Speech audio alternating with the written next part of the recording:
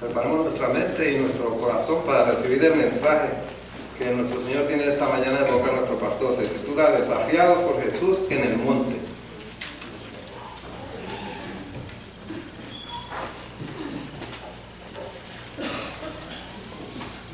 Bueno, hermanos, estamos en esta serie sobre la vida de Jesús, mirando ahora el evento final donde Jesús desafía a sus discípulos en el monte. El pasaje es Mateo capítulo 28, del 16 al 20, donde tuvimos la lectura devocional, y me gustaría que nuevamente leyéramos la palabra del Señor en estos versos.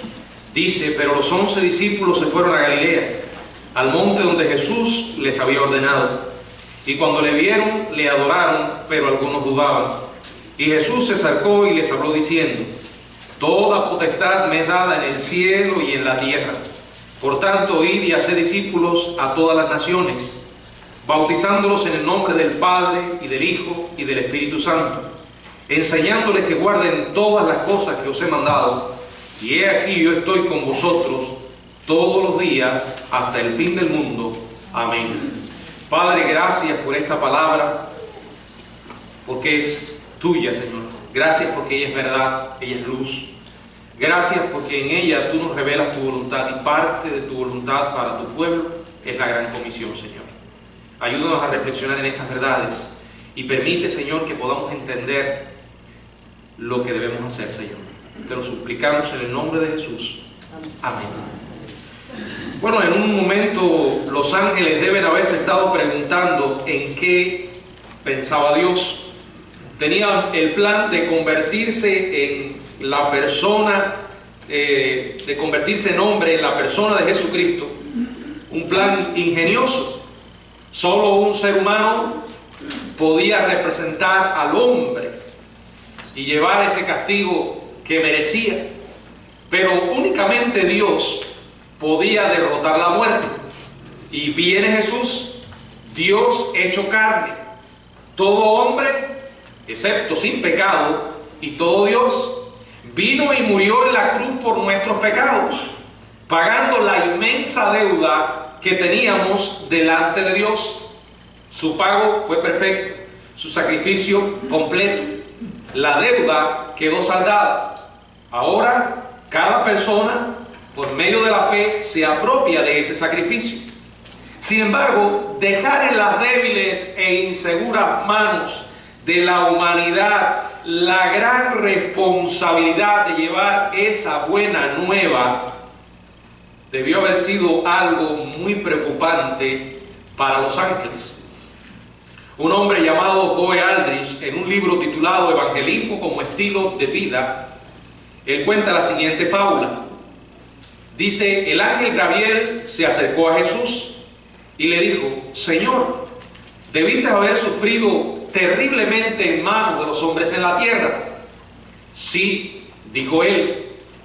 Y continuó diciendo el ángel Gabriel: ¿saben ellos todo lo que les amaste y lo que hiciste por ellos? Oh, no, dijo Jesús, todavía no. En este momento lo saben solo unas pocas personas en Palestina. Gabriel estaba perplejo. ¿Qué has hecho entonces?, preguntó, para que todo el mundo sepa cuánto los has amado. Jesús le respondió: les pedí a Pedro, a Jacobo, a Juan y otros que hablen a la gente acerca de mí y de lo que he hecho por ellos. Quienes reciban la información la comunicarán a su vez a otras personas. Y de esta manera mi historia será llevada a los lugares más remotos de la tierra. Al final, toda la humanidad se habrá enterado de quién soy y de lo que hice por ella. Gabriel frunció el ceño escéptico. Él conocía muy bien la pobre madera de que estaban hechos los hombres. Sí, dijo. ¿Y si a Pedro y a Jacobo se les acaban las fuerzas? ¿Y si las personas que vendrán después de ellas se olvidan de hacerlo? Y si la gente del siglo XX no habla a los demás de ti, ¿no has hecho otros planes? Jesús le respondió, no tengo otro plan.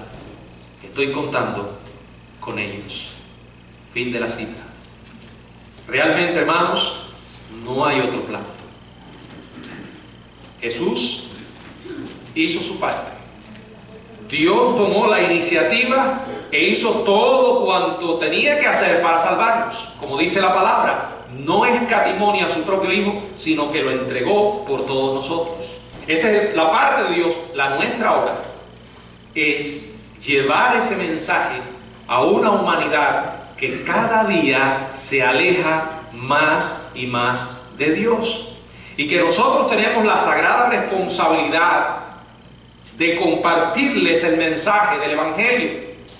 Dejar de lamentarnos, de suspirar y de manifestar cuán impresionados estamos ante la maldad que cada día crece y cómo la humanidad cada día se corrompe más y más.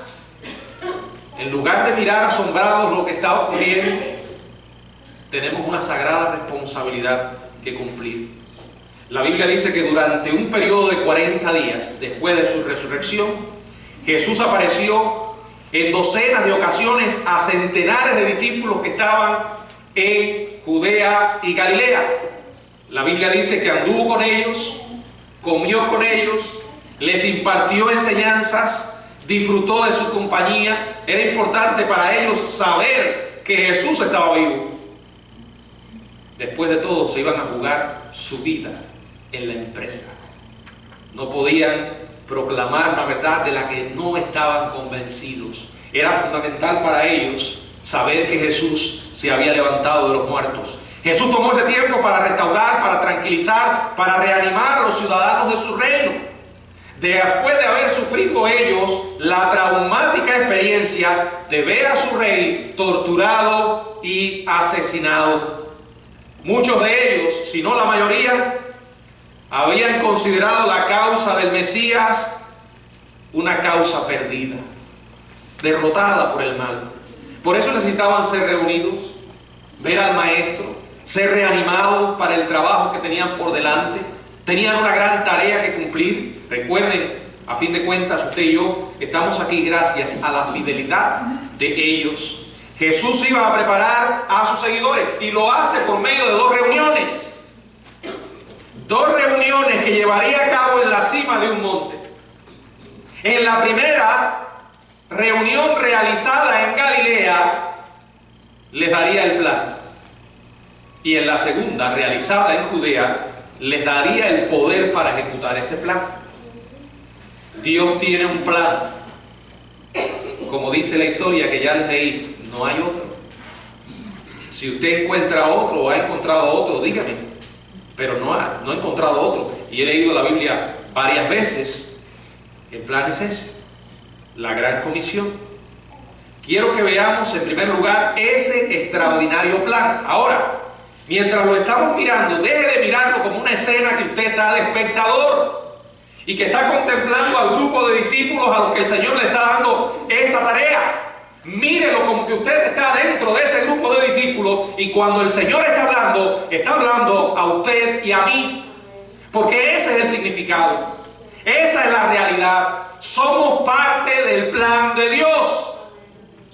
Y un día, no muy lejano, vamos a responder a Dios en el tribunal de Cristo por lo que hemos hecho en cuanto a la obediencia a ese plan.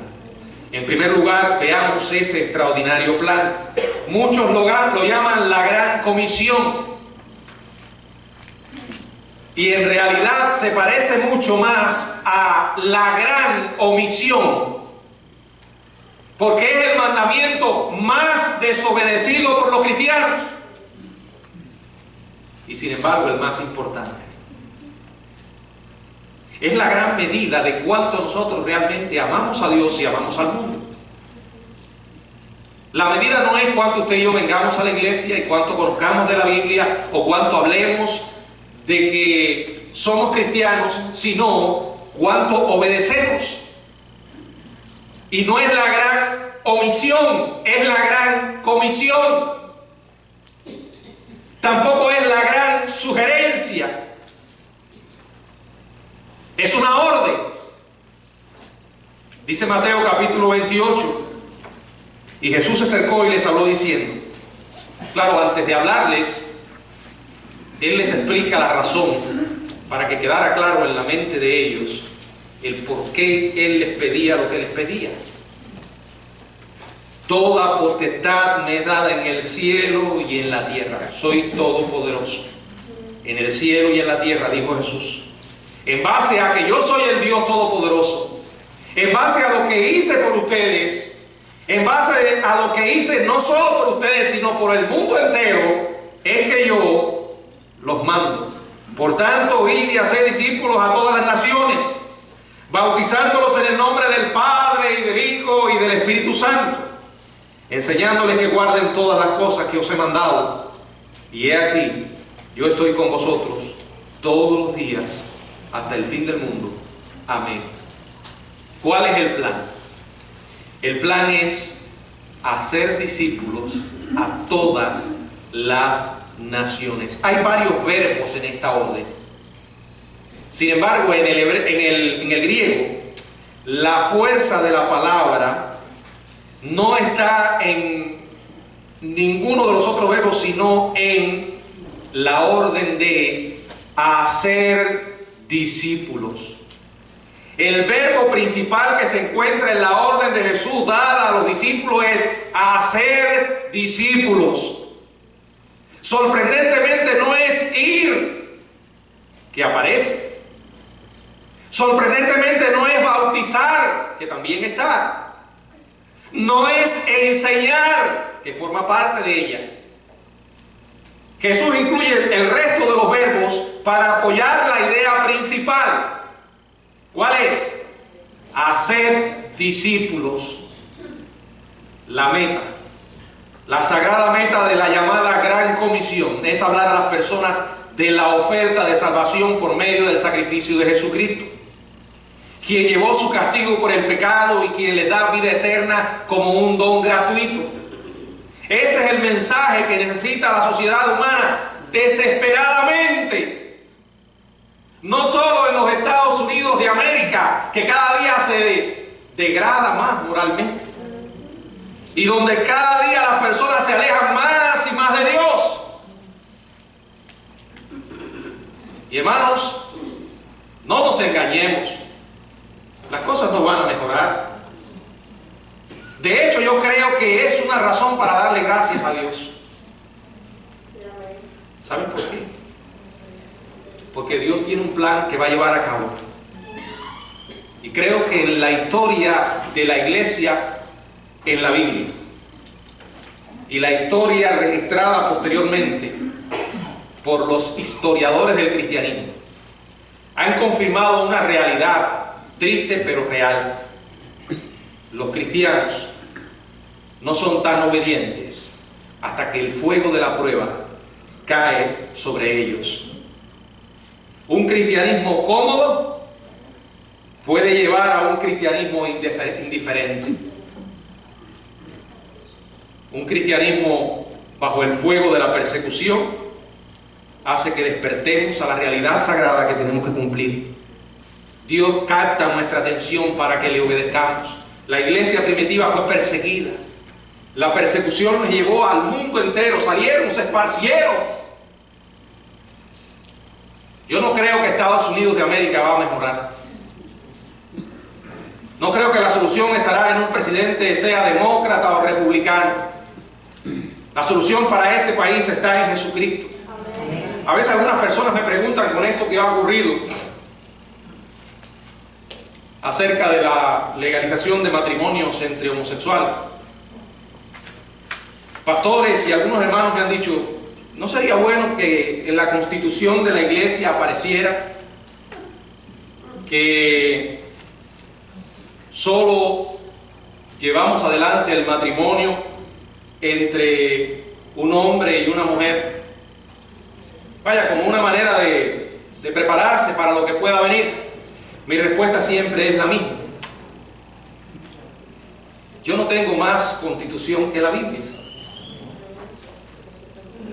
Y lo que la Biblia dice es lo que nosotros tenemos que obedecer. Pero si hay persecución, de alguna manera va a llegar la persecución sobre el pueblo de Dios.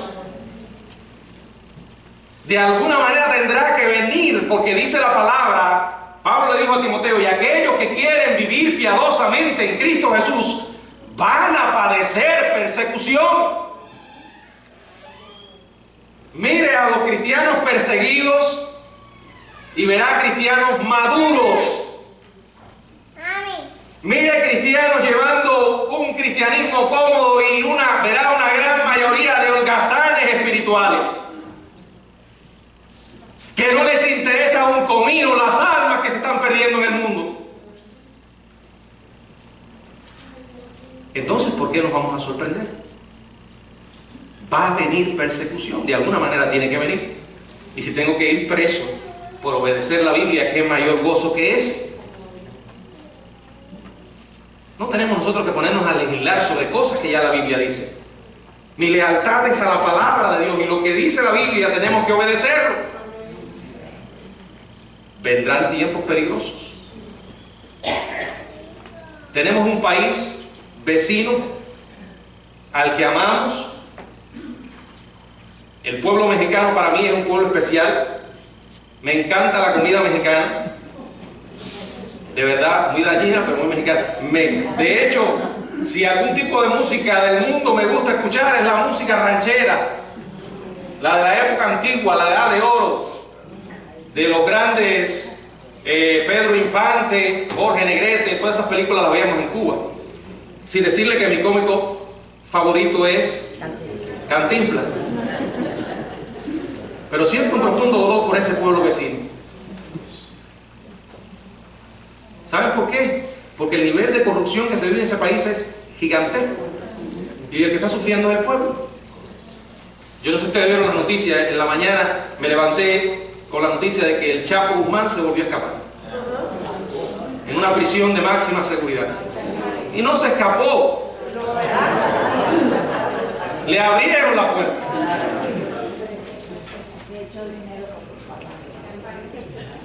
Y es triste, hermanos.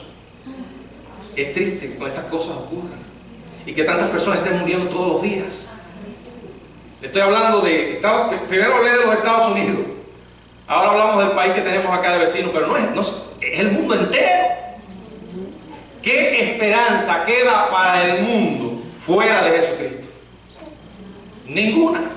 Si los gobiernos son corruptos, porque está compuesto por seres humanos pecadores y depravados, el plan que Dios tiene para salvar al mundo es la gran comisión, no hay otro. La orden es clara y es urgente, dice ir y hacer discípulos. Esto no es solo para un grupo seleccionado dentro de la iglesia, no es para misioneros solamente, evangelistas, pastores. Yo he aprendido desde que he leído la Biblia, por lo que he visto, que esta es una orden para todos los cristianos. Para todos. Aparece la ordenanza del bautismo como un acto de obediencia, es una parte importante, no es un requisito para la salvación. Somos salvos por gracia. Pero también está ahí en la enseñanza. Tenemos la responsabilidad de ir al mundo y hablarles del Evangelio, a ser discípulos. ¿Qué es un discípulo? Un discípulo es uno que aprende. ¿Que aprende qué? Que aprende el Evangelio, aprende las bases de la fe, y eso que recibe hace con otros. Lo que se hace en el discipulado en esta iglesia y en otras, donde cambia los métodos, pero en realidad es el mismo mensaje, la misma enseñanza. Esa es la única manera como nosotros podemos permear el mundo y ejercer influencia sobre ellos. Pero lo que está ocurriendo es que el mundo está ejerciendo influencia sobre los cristianos. Y ese no es el plan de Dios. Dice el Señor, toda autoridad, Él tiene todo el poder. Dice, a todas las naciones, fíjense el alcance de esta misión, todas las cosas que os he mandado, o sea, todo el consejo de Dios. Y está la gran promesa. yo estoy con vosotros todos los días hasta el fin del mundo. Muchas veces usamos este versículo para hablar, que también es válido, no estoy diciendo que esté mal, de que el Señor me cuida. Son aquellos cristianos que les encantan versículos de la Biblia de consuelo y fortaleza. Está bien, pero esos no son los únicos versículos de la Biblia, ¿verdad? Hay otros que nos hablan de nuestra obediencia, de la santidad, del crecimiento. Pero este versículo a veces lo usamos, bueno, el Señor me cuida en medio de cualquier prueba, es cierto. Pero si usted analiza, esto forma parte de la gran comisión. Y es una promesa muy especial del Señor para aquellos que obedecen el mandato.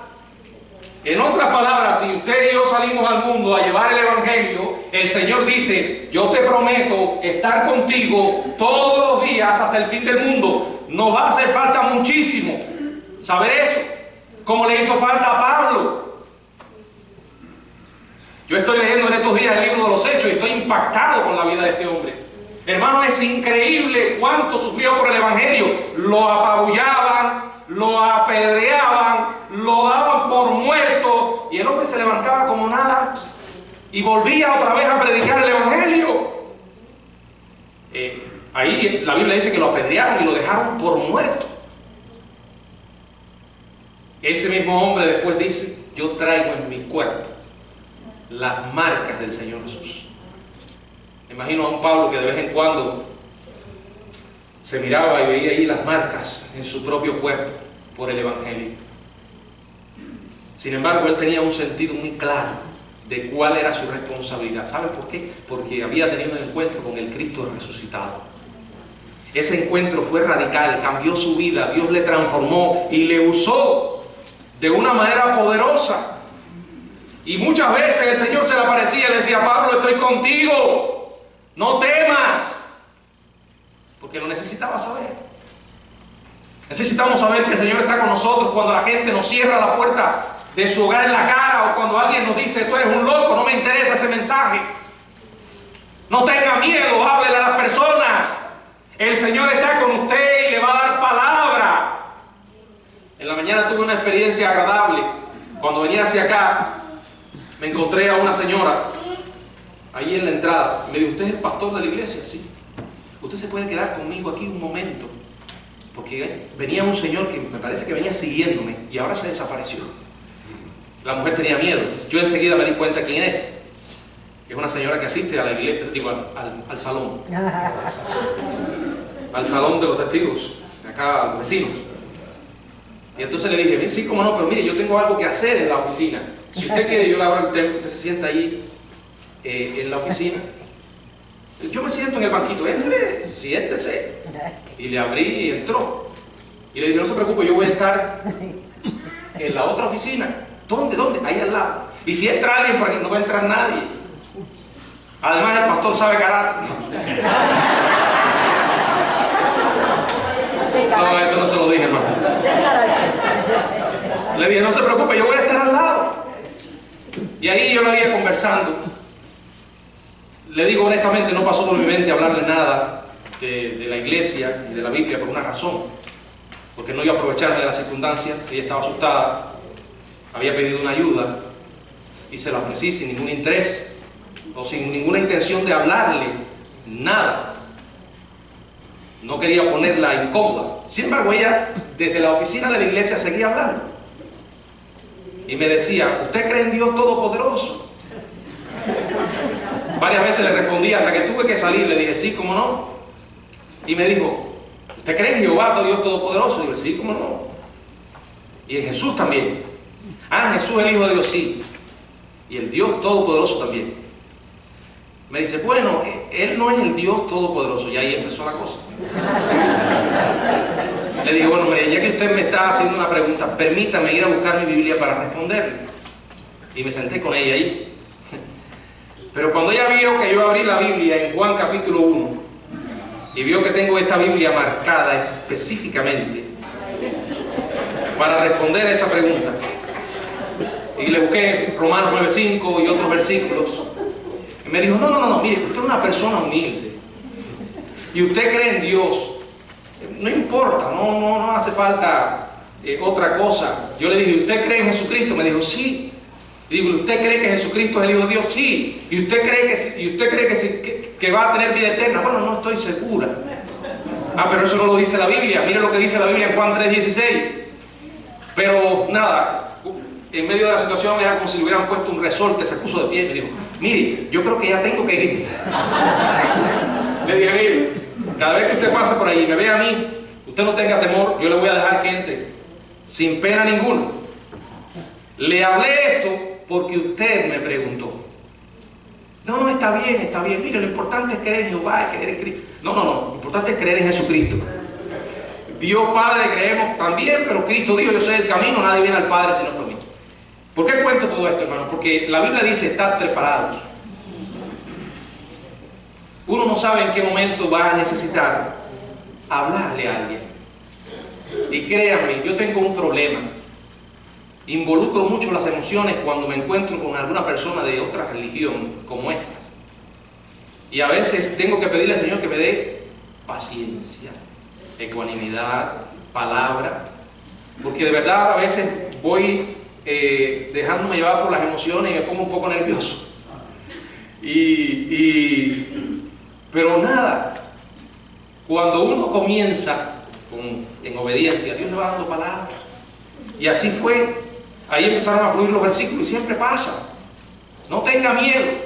No importa lo que la persona le pregunte, usted es un embajador de Jesucristo. Amén. ¿Sabe lo que significa un embajador? Usted representa a Jesucristo en esta tierra. Y ante cualquiera que le pregunte, usted responda lo que dice la Biblia. Responda a la pregunta que la persona le está haciendo, pero cierre con broche de oro dejándole el Evangelio. El Evangelio se puede dejar muy sencillamente con esta pregunta. ¿Y para usted quién es Jesús? ¿Conoce a Jesús? No, permítame brevemente decirle quién es Jesús y lo que hizo por usted. Juan capítulo 3, verso 16. Y cómo en Cristo hay una solución a su problema y al mío, que es el pecado. El Señor dijo, ir por todo el mundo. Bueno, les dio el plan. Pero lo segundo que les dio es el poder. ¿Se ha puesto a pensar? El poder santo a personas comunes y corrientes. La segunda reunión, cuando Jesús vino a ellos donde estaban, lo adoraron y como parte de su adoración le hicieron la pregunta que todos querían que Jesús respondiera: Señor, ¿restaurarás el reino de Israel en este tiempo? Y entonces Jesús responde allí en Hechos capítulo 1. Hechos capítulo 1, verso 7. No os toca a vosotros saber los tiempos o las sazones que el Padre puso en su sola potestad, pero recibiréis poder cuando haya venido sobre vosotros el Espíritu Santo, y me seréis testigos en Judea, en Samaria y hasta lo último de la tierra, en Jerusalén, disculpen, en toda Judea, en Samaria y hasta lo último de la tierra. Él nos los mandó a testificar. Les digo, esperen. Ustedes necesitan el poder. ¿Saben por qué? Porque esto es una guerra espiritual.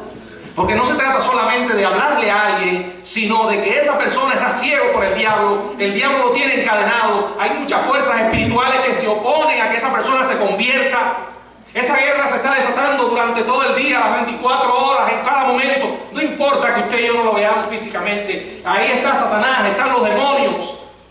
¿Se acuerdan el procónsul que Pablo comenzó a hablarle y de pronto apareció ese mago payaso llamado Elimas y quiso estorbar la predicación de Pablo y Pablo lo dejó ciego? Bueno, en el nombre del Señor se metió con la persona equivocada, se le apagaron las luces, pero ese hombre estaba lleno del poder del Espíritu Santo, Pablo. Esto es una guerra espiritual. Hay muchas cosas que van a estorbar. ¿Cómo queremos ganar en el nombre del Señor si no dependemos de Él? Si no oramos.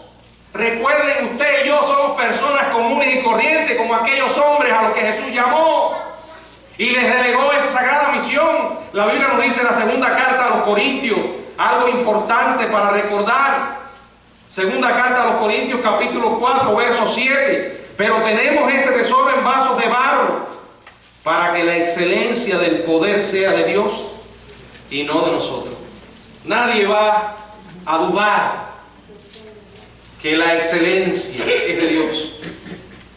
Porque cuando Dios elige personas comunes y corrientes, sin letras y del vulgo, como dice la Biblia,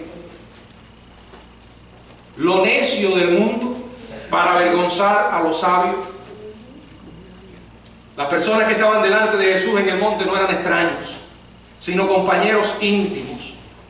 Eran las personas que Él había elegido. No eran importantes, no eran más importantes ni menos importantes que las personas que vemos hoy haciendo compras en el mercado, llenando las gradas de un evento deportivo, yendo a trabajar a una fábrica. Eran campesinos, pescadores, comerciantes, madres, artesanos, obreros. Algunos tenían posiciones de autoridad, pero la mayoría no.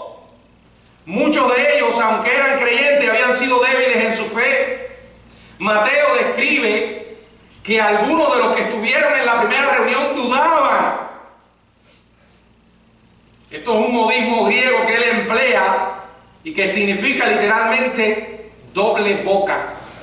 Algunos de aquellos a quienes Jesús le prometió este poder habían flaqueado antes. Personas iguales a nosotros, hermanos. Sin embargo, Él no les puso un halo a cada uno. No les puso cuellos crelicales. No les puso coronas. Tampoco les puso uniformes. No los envió a escuelas especiales. No le dio títulos de reverendo, padre o pastor. Mucho menos le dijo, le dio alguna clase especial por encima de lo que ellos conocían. No señaló esto no digo esto para decir que los seminarios no son esenciales, ni que estamos en contra de los pastores. Soy uno de ellos, ¿verdad? Lo que estoy diciendo es que a cada creyente le ha sido conferido el mismo poder. Dice Juan, y vosotros tenéis la unción. Es el poder del Espíritu. La unción no es algo que se le da a un grupo especial de personas, como algunos dicen. Esta iglesia tiene la unción, los demás no la tienen, ¿verdad? O aquel es una persona ungida especial. Todos los cristianos han sido ungidos.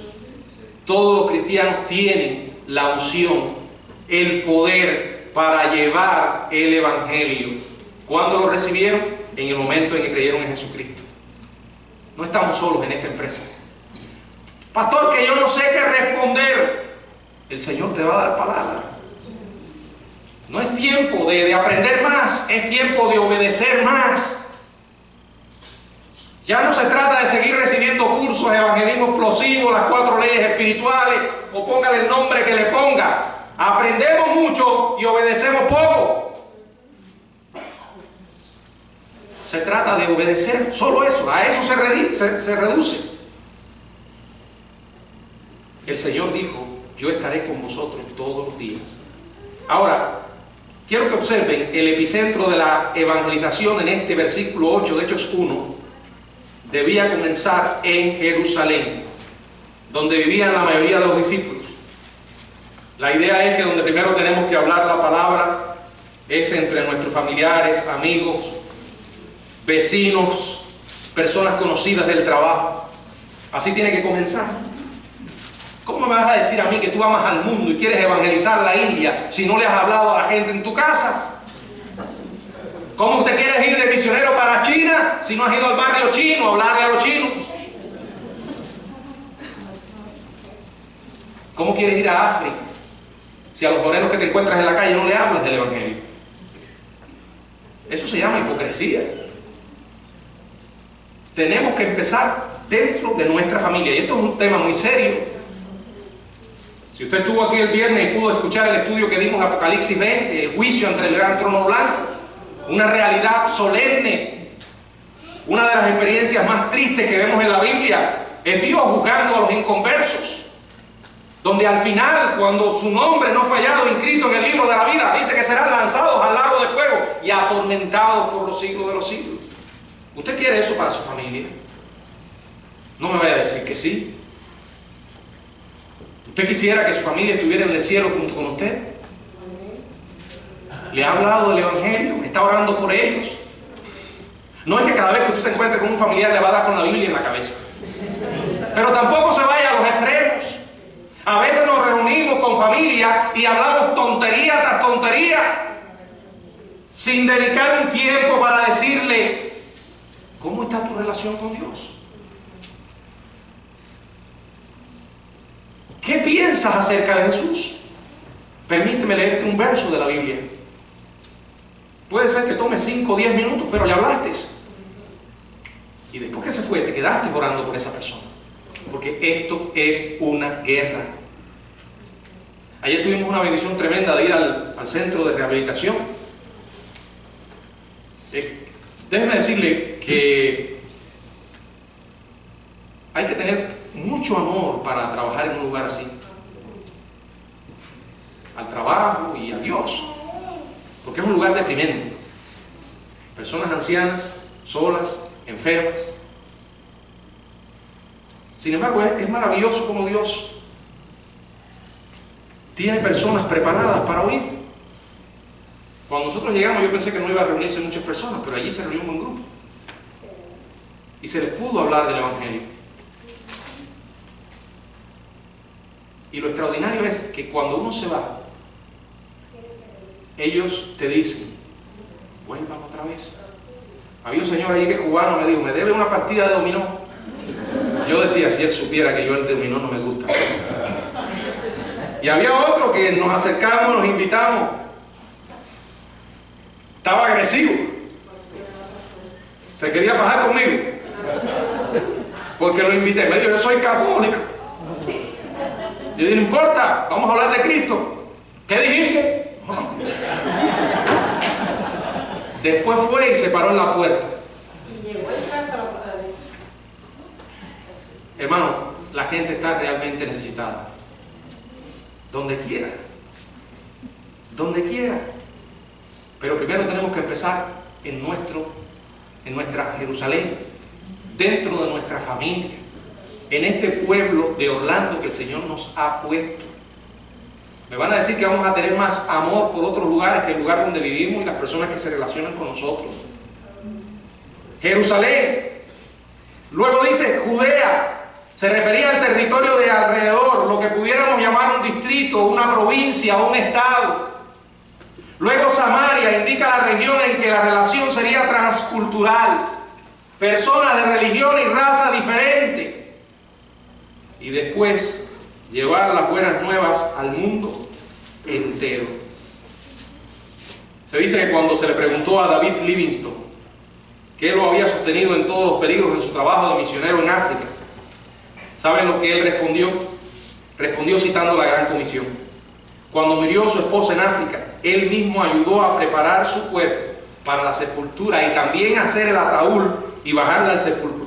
Después que abrió su Nuevo Testamento y leyó el texto de la Gran Comisión y dijo a sus amigos africanos, estas son las palabras de un caballero de la honorabilidad más estricta y más sagrada, y él cumplirá su palabra.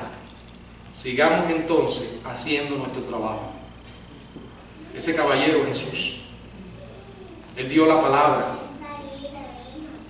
La parte nuestra es la obediencia. Le ha hablado a su Jerusalén. El Señor Jesucristo le dijo al Gadareno, cuando éste quería seguirle, ¿recuerdan? Vete a tu casa, a los tuyos, y cuéntale cuán grandes cosas el Señor ha hecho contigo. Pero no te quedes en Jerusalén. Ve a Judea, sigue a Samaria, ahí hasta lo último de la tierra. El Señor tiene la mirada puesta en la tierra, toda la tierra. Eso incluye los países más rebeldes al Evangelio y de mayor oscuridad espiritual, el mundo. Marcos capítulo 16, verso 15 dice, y por todo el mundo, y predicar el Evangelio a toda criatura. No importa si te cae bien o no, tienes que hablarle. No importa si es ateo, si es religioso o si es de una secta. No importa si es negro, blanco, amarillo o morado, no sé. A todos. Lo dice la palabra. Lucas capítulo 24, verso 47. Dice también la Biblia, y que se predicase en su nombre el arrepentimiento y el perdón de pecado en todas las naciones, comenzando desde Jerusalén. Apocalipsis capítulo 14, verso 6. Dice también en la Biblia, y vi volar por el medio del cielo a otro ángel que tenía el evangelio eterno para predicarlo a los moradores de la tierra, a toda nación, tribu, lengua y pueblo. No quiero cerrar este mensaje sin detenerme en esta parte. ¿Qué podemos hacer nosotros por el mundo?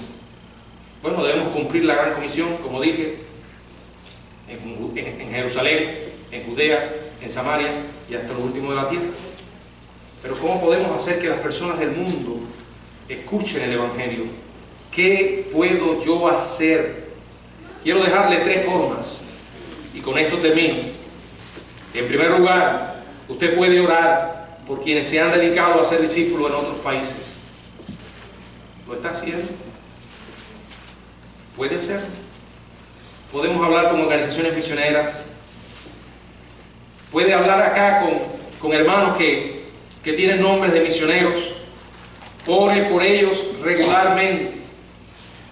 Adopte un misionero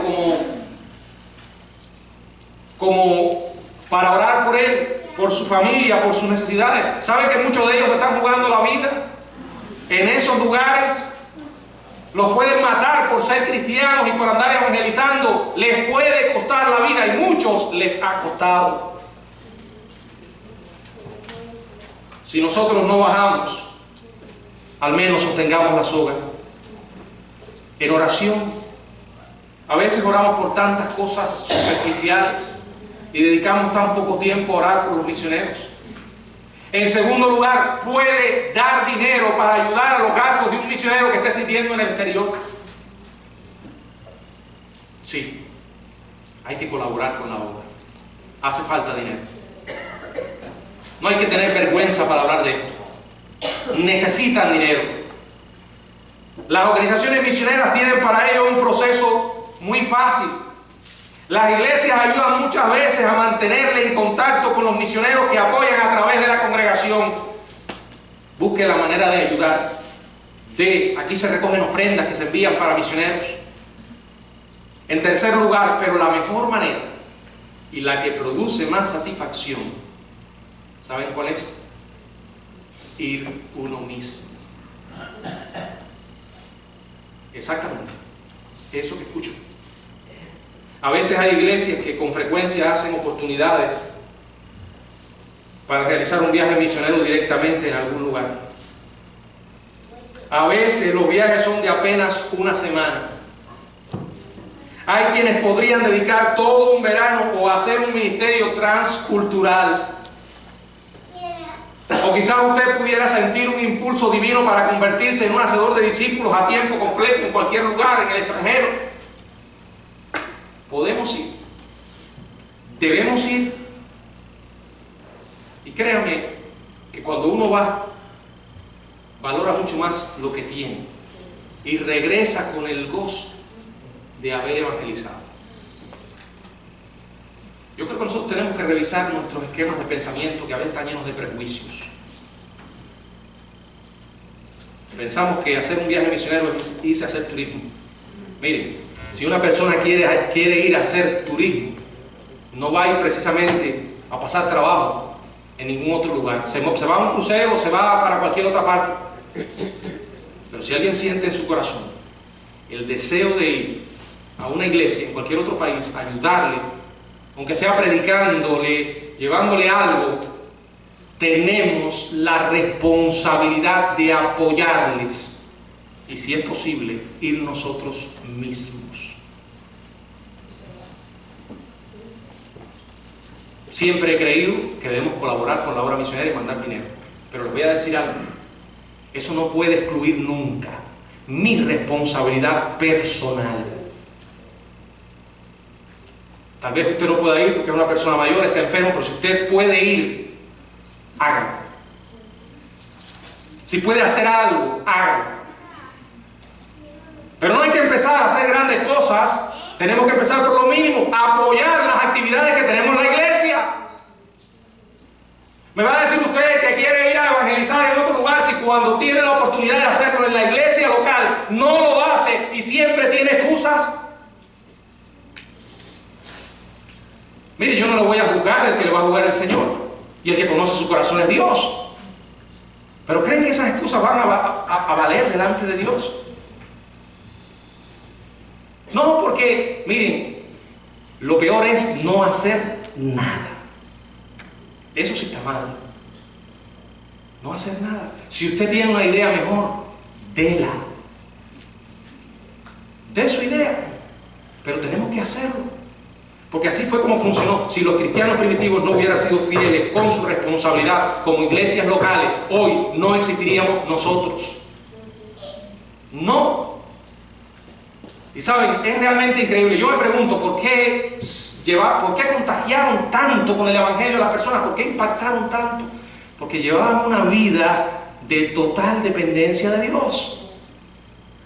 Estaban entregados realmente a la obra, les costaba, pero lo hicieron.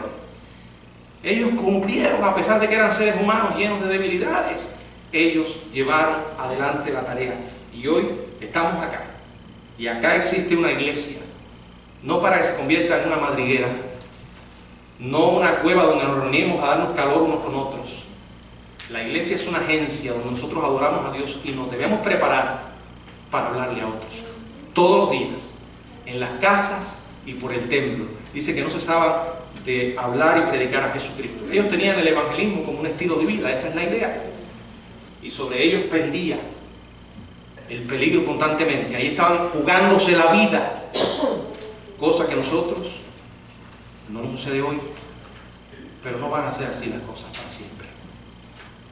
No pueden ser así, porque a Dios lo que más le interesa es la salvación de la humanidad, no la comodidad de la humanidad, no la felicidad de los cristianos, no la comodidad de los cristianos. Sí, no estoy diciendo una herejía, se lo puedo respaldar por la Biblia. Dios no nos salvó para que tú y yo seamos felices y vivamos cómodamente. La felicidad viene con el paquete, ¿verdad?, de la salvación, pero no es el objetivo por el que Dios nos salvó. A la luz de la Biblia hemos sido salvos con la responsabilidad de glorificar su nombre. Por eso cada vez que yo encuentro a alguien que siempre está diciendo, no, pero Dios quiere que yo sea feliz, como el hombre que está tratando de buscar una excusa para divorciarse de su mujer y dice, ya yo no la aguanto más, y Dios quiere que yo sea feliz. Mentira. Eso es mentira. Tu responsabilidad ahora no es ser feliz, es honrar el nombre de Dios. Y cuando tú tomas en serio eso, Dios te va a ayudar a ser feliz en tu relación. Pero ese no es el objetivo. A veces, y yo me gustan las 4 leyes espirituales, las he usado, pero a veces está mal enfocado. Dios tiene un plan maravilloso para tu vida. Sí, es cierto. Pero no podemos darle la impresión a la gente de que ser cristiano es 0 problemas, todo va a ser maravilla. No. Glorificar el nombre de Dios. ¿Y cómo glorificamos el nombre de Dios?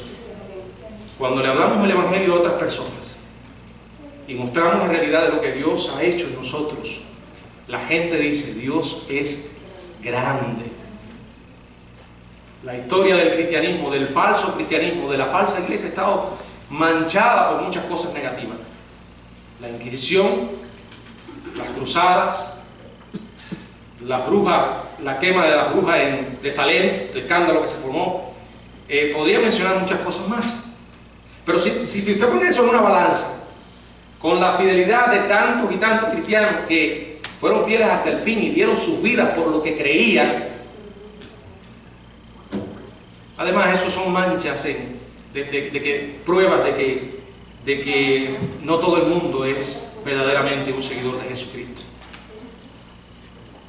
Hermanos, aquí les he dejado el mandato. ¿Qué vamos a hacer con él? ¿Lo obedecemos o no? Si somos hijos de Él, Él no va a dejar que nosotros andemos de manera indefinida, de espaldas a su palabra, porque eso se llama pecado. Y el Señor va a llamar a su pueblo a obedecerle. Oremos. Señor, gracias por esta oportunidad. Gracias por tu poderosa palabra. Ahora te pedimos que tú nos des un corazón humilde para obedecerla, Señor. Y que podamos hablarles del Evangelio a tantas personas que no te conocen. Señor, que hagamos un compromiso serio delante de ti en obedecer. Y que comencemos por aquellas personas que tenemos cerca y que quizás no les hablamos de Cristo o no lo hemos hecho lo suficiente. Recordemos que estamos en una batalla por la salvación de las almas y que mientras vivan hay esperanza, pero cuando mueran toda esperanza se acaba.